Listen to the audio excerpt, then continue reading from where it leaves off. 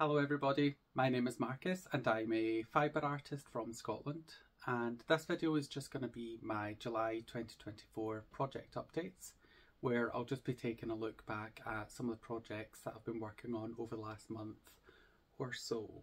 I never posted an update video in June, and that's just because I didn't have a whole lot to share and I didn't really see the point in putting a video out that probably wouldn't have been that interesting. And I knew that Tour de Fleece was starting at the end of June, so I knew that I was going to be putting some videos out. Not as many as I had hoped, but we'll get to that later. But yeah, I knew I would be posting videos out, and I just kind of thought an update video without much to update on seems a bit pointless. So yeah, let's just get stuck right in.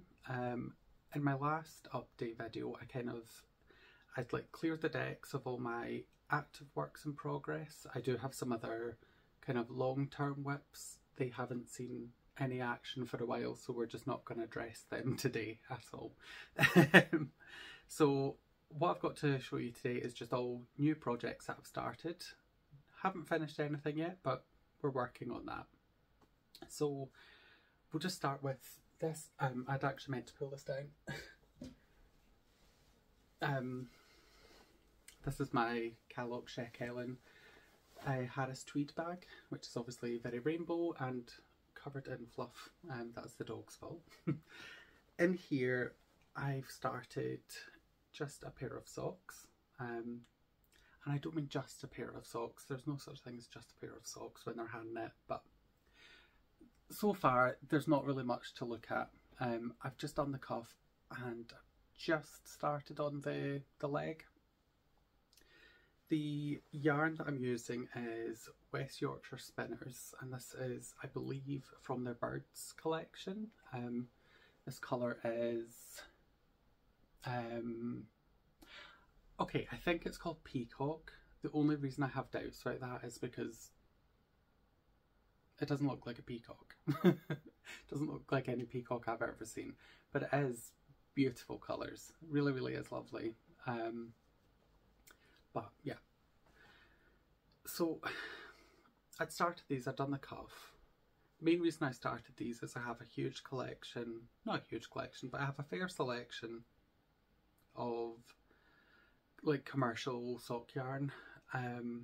It's kind of, if I'm like out of town, if I'm like in somewhere new and I see a yarn shop, I'll go in and 9 times out of 10 the thing I'll pick up is sock yarn, because I'm like, oh well, like I'll always use it, and I do.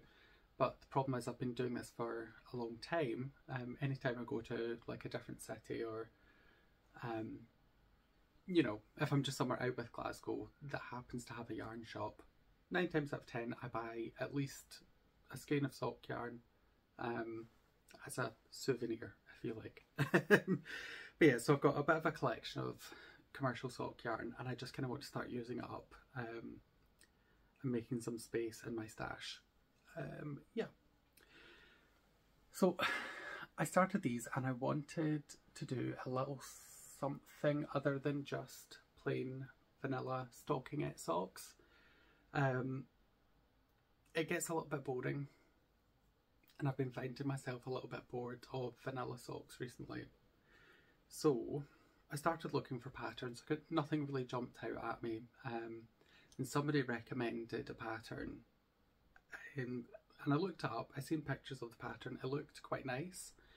It's not so much, it's like a texture, rather than like kind of, I don't know how to phrase it, rather than like kind of individual design elements. It's like an all over texture on the sock, and I thought, oh, that looks quite nice.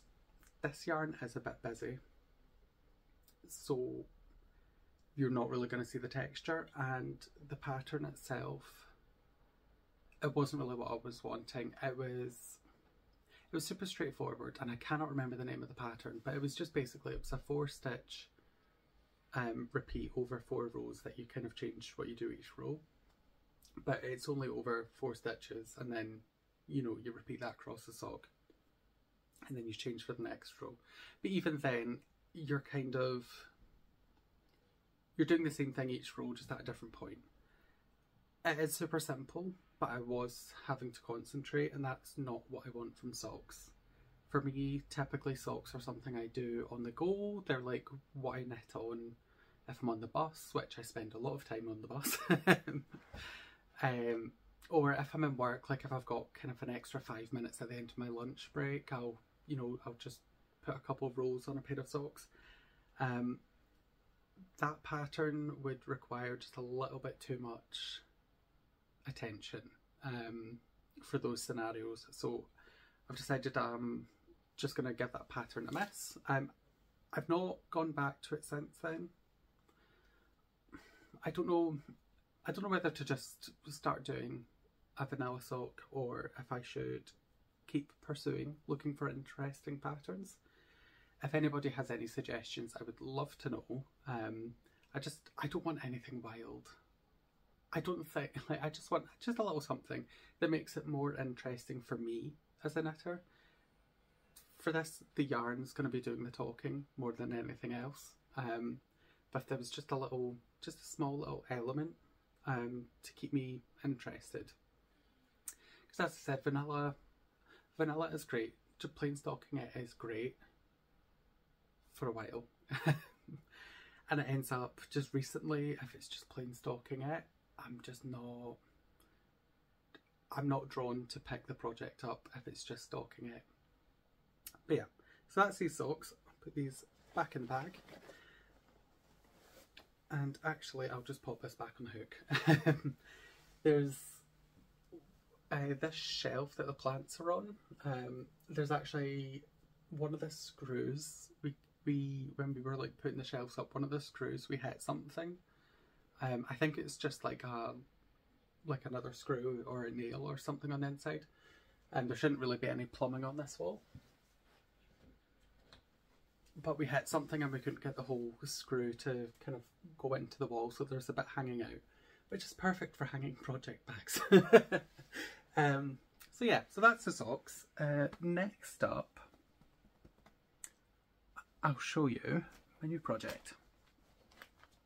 So this one is living in, this is a tote bag that I got from the Banksy exhibition when it was in Glasgow. And I love tote bags. I'm a collector. If I'm ever at a place that has tote bags, I need to buy one. Which is great. Like I just use them, I use them as project bags for the most part.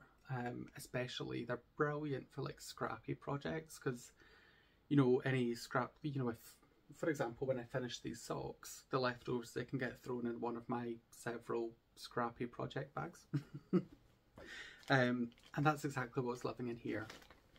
Yet another scrappy project.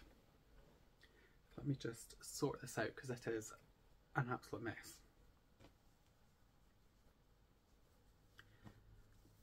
So here we have a new cast on, and it's crochet, if you can tell. So this is the northeasterly, the crochet version. The original version of the pattern was knit, and I did start one. I still have it. I've kind of given up on it. But the original was crocheted. I can't remember. The original was knit. I can't remember who designed the knit version. I've met them on a Zoom call as well. Yeah.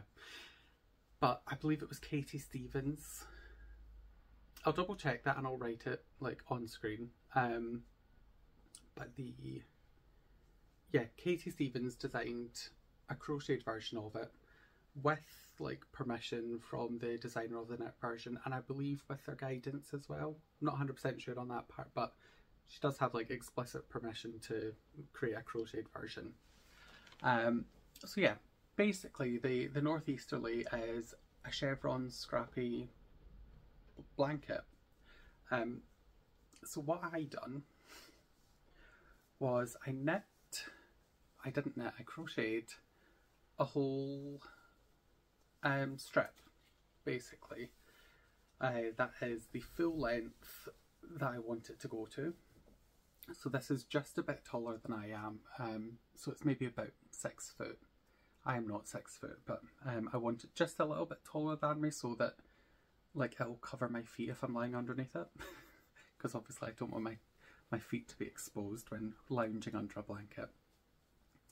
But so I knit one strip the full length, and then I started adding on ones to the sides, because it is kind of like it just wants to bunch up just now. The designer does kind of mention that in the pattern, that it does want to bunch up, but once it's washed or blocked or whatever, it does relax that a lot, and I'm sure it will. Crochet makes a pretty easygoing fabric. Like I find with knitwear, every time you wash it you kind of have to reshape it, reset it, whereas with crochet the shape's kind of the shape. You can do like a, you know, there's wiggle room, but this bunching I have no concerns about it. I know for a fact it'll flatten out and chill out when it wants to.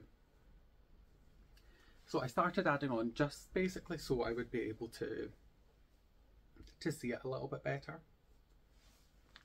And so far I'm really happy with it. So this middle stripe here, this is actually mini skeins that I got from my friend Leora over in the United States of America. We done a mini scrap swap years ago, years and years ago, maybe 2018, 2019, something like that. It was in the international virtual knit nights group that I'm a member of. As a group we organised a scrap swap, which funnily enough actually, I'm 90% sure that the conversation around a scrap swap like came about because of the northeasterly pattern, the knit version. This was before there was a crochet version. But yeah, so these are all scraps from Leora, which are super special, and actually I still have the little Ziploc bag that she sent me with some of the scraps in, and I've still got the card that she gave me. I've kept it with everything. I don't know, I'm a little bit sentimental sometimes about things like that. And actually, there was something else.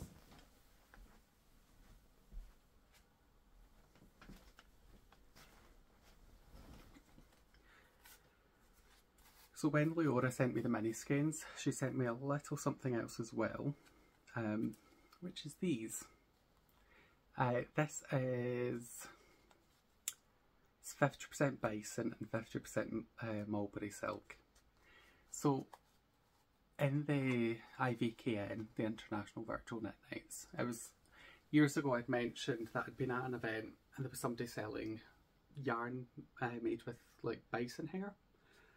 And I was just talking about how like I didn't buy it and I really regretted it, and I'd never seen the vendors again at any other events. I believe those vendors had come over from the US for this event, and then to my knowledge they've never been at an event that I've been at again. And I just thought it was super lovely that Leora had kind of remembered that conversation, because I believe she'd been at an event where there was somebody selling bison yarn. You know, seen it and thought, you know, Marcus would love this, and I do. Like, the colours are absolutely lovely, really rich, and this like teal is just iconic. I will probably never use these, not because I don't like them, just because they're too special. As I said, I'm a little bit sentimental about things. Maybe one day, you know, the right project will come along that I just need like a little sliver of colour. But I don't know, these might just be ornamental yarns. Because they are so sweet. Each skein is only 20 yards. So there's not like a whole lot that I could do with them. Like, they would be perfect for like little colourway, you know, just little colourway elements and something, but they're too special to be used just now. I don't really believe that you can waste yarn. I think the only way you can waste yarn is by not using it, but for the time being these are ornamental. So yeah, the Northeasterly, I'm really enjoying it. It's the perfect kind of blend of interesting and like mindless. Like, it's great for TV knitting. It's super easy to remember. And I love the way this yarn is kind of stacking. It's almost like herringbone. I've just noticed that now that I'm looking at it in the camera. It's pretty cool. But yeah, so the knit version, I love the look of it. I started one, I was super excited about it. But the main issue for me, it's been years since I've worked on it, but I believe the issue I had with it is that there's make ones involved, like directional make ones. So make one left, make one right. That's actually my right hand and this is my left hand, but whatever. I struggle really bad with make one left and make one right. I can do both of them absolutely fine, but remembering which one is which, I cannot do. So if there's only one of them in a pattern, I'm fine, because I check what that is at the start. So if it's only make one right, when I'm starting the pattern, I'll check which ones make one right. I'll find that out, and I'm fine doing that all the way through the pattern. But if I have to change throughout the pattern, I can't do it. I have to Google it every time, because I just, for some reason, those two stitches, I just cannot get them into my head. Whereas the crochet version, super mindless. It's just decreases and increases, which is the same as the knit, but the crochet, I'm finding it a bit easier. I'm getting on a lot better with it. So for the yarn, obviously it's scraps, but I'm using is the hook in the bag? Yeah. I'm using a 5mm crochet hook, and I'm using mostly 4-ply yarn that's been held double, which gives kind of a double knit weight, but there is some double knit in here as well. This really fun colour is double knit. This is DK from Gamer Crafting, and it's the Black Flame Candle, which is a reference to Hocus Pocus.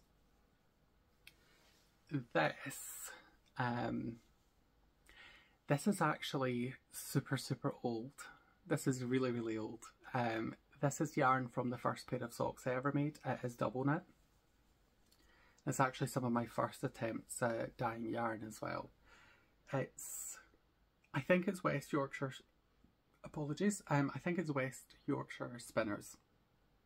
And it was just this blue colour that I thought was a little bit flat. So I dyed over it. I just threw in some like green splashes. I mean, it's not the most aesthetically pleasing thing ever, but it's just, I found this just a couple of weeks ago, and I think I'm 99% sure that this was the yarn I used for the first pair of socks I made. Because I remember that I'd done them in DK because I wanted to, basically I wanted instant gratification. I wanted to make a pair of socks, learn the skill, but I wanted it to be as quick as possible, but still be wearable and not kind of be a ornamental sock, which I have my fair share of, to be fair. And this here, this is DK as well. This is the sparkly rainbow yarn that I used to make a sweater for my sister's child, which is pretty cool. The rest of it is just 4-ply that's being held double. After the 4-ply crocheted granny stripe blanket that I made, I don't have a big urge to start another 4-ply blanket. That, I love it, it's great, but it took like 4 or 5 years to finish. It could have been a lot quicker than that, but yeah. I don't really want to start a project like that anytime soon. It was intense. that's my northeasterly. And I shall pop these back in along with it.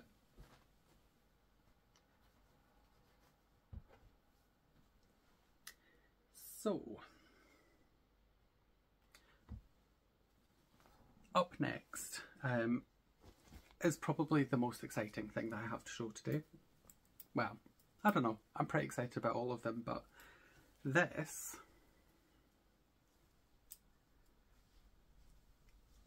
is going to be a sweater, which is great. I'm not a garment knitter whatsoever. I've made one jumper before, which was a yoked top-down pullover. It was a Stephen West one. This is the Officer Sweater by Maxim Sear, which is bottom up and raglan, so it's completely different to the previous garment I made for myself. But I've got most of the front panel knit, and I've started doing the decreases for, I believe, the armholes. As I said, I've never really done this before. I'm assuming that's going to be an armhole. I could be wrong. But yeah, mostly stockinette, but there is obviously, as you can see, I really need to start sitting somewhere else. This plant annoys me every single time. As you can see, it's got intarsia, and that's all over, so that's on the front, the back and the sleeves. I thought the intarsia was going to be a lot more difficult than it is. I have done intarsia before, but I've never made anything this big with intarsia, and it looks as if it's, don't know if you can see that that's quite open there. On the back, I've not sewn anything in yet, so I'll take care of that when I take care of that. But yeah, like, super simple, the intarsia. I really thought that that would be a lot more difficult than it is. I've done the full rib that should go around the whole body. Oh god, this needle is really annoying. Yeah, I'm really excited about it so far. The yarn that I'm using is it is Drops Charisma, which is 100% superwash wool. The main reason that I bought Drops Charisma was price. It's super affordable, and I cast this on when I was to like work on holiday. So I'd spent a hell of a lot of money on going on holiday. Well, a lot of money for me anyway. So I didn't, and I still don't have like a lot of loose money around to cast on expensive sweaters. I can't remember exactly how much it was, but it is super affordable. Initially, I was wanting to get like a wool blend with something, you know, wool blended with like cotton or bamboo or maybe even linen or something. I wanted something that was going to be a little bit cooler. I do tend to run pretty hot, but all of the wool blends I could find, they were all very pale. Like, there was a lot of pastels, which isn't what I wanted. I knew that I wanted something dark. These colours are pretty similar to the yarn that was used in the sample in the pattern, and I really love these colours. I think they're great. I love this like mossy khaki green with a really dark grey. It's not black, but it is dark. It's a dark grey, and they're both like slightly heathered. The grey more, so you can see some of the heathering, but there's a little bit of heathering in the green as well, which I quite enjoy because I don't really enjoy super flat colours. Well, I don't enjoy wearing super flat colours. This is a pretty flat colour, but it's got like details on it. But yeah, so a lot of the wool blends, the colours just weren't right. And then I found one, can't remember what brand it was. I found a blend, I think it was with, I think it was wool and bamboo. That had some nice dark colours. They weren't exactly, the grey was a bit lighter than I wanted, but the green was pretty spot on. And they were completely sold out of both, so, and I couldn't find another stockist in the UK that had the yarn. I can't remember what it was. And because I was going on holiday, I didn't really have time to wait around trying to hunt this yarn down that wasn't quite perfect anyway. So I ended up taking a look at Drops Charisma. They had the colours perfect. It was in stock because it's in stock absolutely everywhere. Super accessible, super affordable. So I went, okay, let's just do it. And it's great. It is going to be warm for me. And even though I live in Scotland and our summers are notoriously awful, it's going to be a while before I can wear this. Which is fine because it's going to be a while before it's ready. I made a lot of progress on holiday. On the flight, I knit the majority of the rib. And I think I maybe got, you know, just over halfway with this whilst I was on holiday. I've not done a whole lot since I've been back, but I'm not in a huge rush either. I know I'm not going to be able to wear this for long periods of time until at least October. So I'm kind of, that's fine, no rush. But actually, since pulling it out, I'm feeling a little bit more excited about it. I might work on that this evening. So that is my officer sweater, and that's living in my bag that I got. Well, I didn't get it from Yarningham because I've never been to Yarningham, but when I was vending at the Scottish Wool Festival last year, or maybe the year before, can't recall, but they had a stall just behind mine, and I ended up buying one of their tote bags with some stuff in it, and it's glittery. I couldn't say no. As I said, if I see a tote bag, I buy it. It's just one of my character traits. So that's that. And for my last project, this is really random. It's a little bit unhinged, but just bear with me because it makes sense in my head. So I am in the process of making a plant pot. Which I'm throwing some cables up as well. Just now I am like, I don't know what the actual words for this is. So I've done like a standard cable going up, and this kind of pattern goes around. I've done like a standard cable going up, and then I've split it, so I'm still cabling out, and then I'm going to cable in, and then I'm just going to continue the just the regular cable. So the yarn I'm just using some of the, this doesn't have a ball band on it, but this is Let Lopi that I'm holding double, because that's kind of my theme just now, is make it big as quick as you can. And the needles I'm using, they are 8mm needles. So yeah, it's getting there. The whole kind of reason I started knitting a plant pot was we bought a tree for the garden that came in a big plastic nursery pot. And nursery pots have drainage holes at the bottom of them. So we planted the tree into the ground, and I kept the pot because I was like, oh, like that's a big pot. I'll have a use for that. And I had some plants in this room. One was needing a bigger pot, one I've been propagating for like 2 years, and they were needing potted up, and they're both monsteras. So the same type of plant, which takes the same kind of care. So I thought, right, I'll pot them up together and I'll just use this one big pot for it. So that was fine, I potted them up. But because of the drainage holes at the bottom, I need to find like a decorative cover pot for it to sit in so that I can water it, and water and dirt's not pouring everywhere. So as it turns out, because it's so ridiculously large, I think it's 32 centimetres wide, but it's tall as well. I can't remember exactly how tall. It's a nightmare finding pots that size. I managed to find one.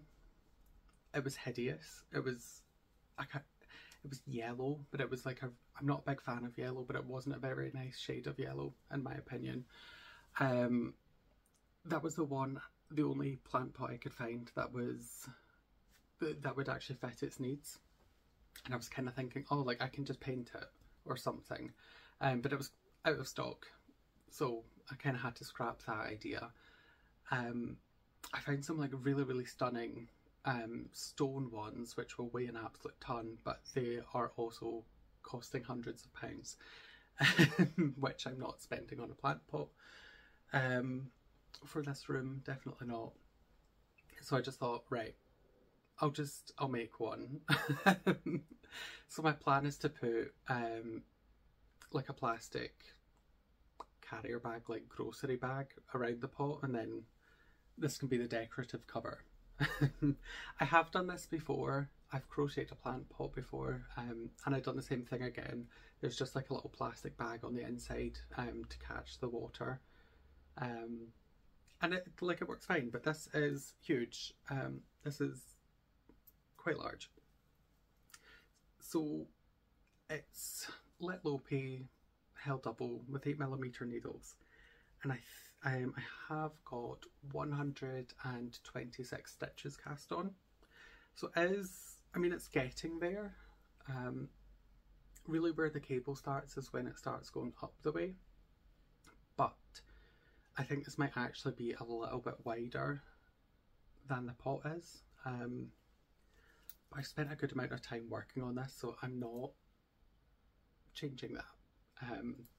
What I think I might do is put a little kind of ribbed, 1x1 ribbed cuff around the top, so that it kind of cinches in a little bit, and just helps it hold up. I don't think it's going to be like baggy on the pot, but it might be a bit loose, so I think the rib might just help to hold it in a little bit and keep it standing up rather than sagging down, which I do not want a saggy plant pot. I never thought that would be a concern I would have, but there we are. So that's my random plant pot that I'm knitting. I did start off crocheting it, but then I thought about doing cables, and I just thought cables could be really cute. And there is a way to kind of do like a mock cable with crochet. Well, it's not a mock cable, it is a cable, but it's crocheted. But I just don't really like the way that it looks. I just feel like it gives the impression of a cable, but it doesn't give you the look of a cable. And I kind of thought if I wanted it cabled, I will just cable it. But crochet would have been a lot quicker, I think. And I think the sizing as well would have been easier with crochet. But I've started it now. I'm maybe a third of the way up the pot, so I'm maybe halfway through the actual whole pot entirely, so I'm not changing anything at this point. I'm just going with it, and it's going to be absolutely stunning. So that's all my works in progress. All I have left to show you is some yarn that I've spun, which was for Tour de Fleece, which was a little bit of a disaster this year for me. I had high hopes. If you didn't watch the videos that I posted about Tour de Fleece, I'll link them down below if you're interested. If not, that's fine. But so for Tour de Fleece this year, I have 10 alpaca fleeces in my studio, which take up a lot of room.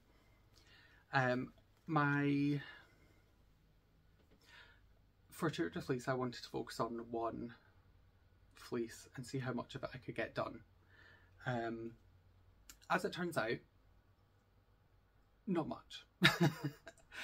The first week was fine of Tour de Fleece. I managed to get like a fair amount done. So the second week of Tour de Fleece kind of just fell through the floor, if I'm honest. you know, some different things came up and I ended up being called away for most of the week, so I didn't have much time at all to spin. And there's a lot of days that I was getting home at like 10, 10:30 at night. And even then I was still maybe going down and spinning for half an hour.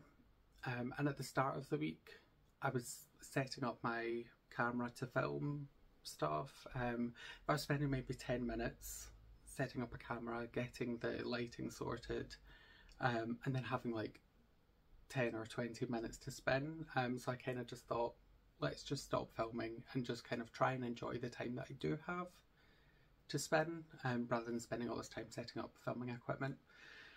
So I didn't get anywhere near as much done as I had hoped to do.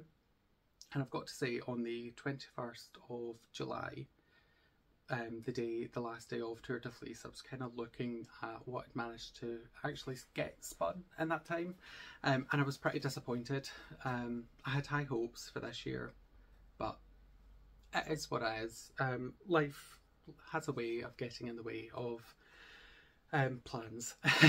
So I'll show you what I did manage to get done.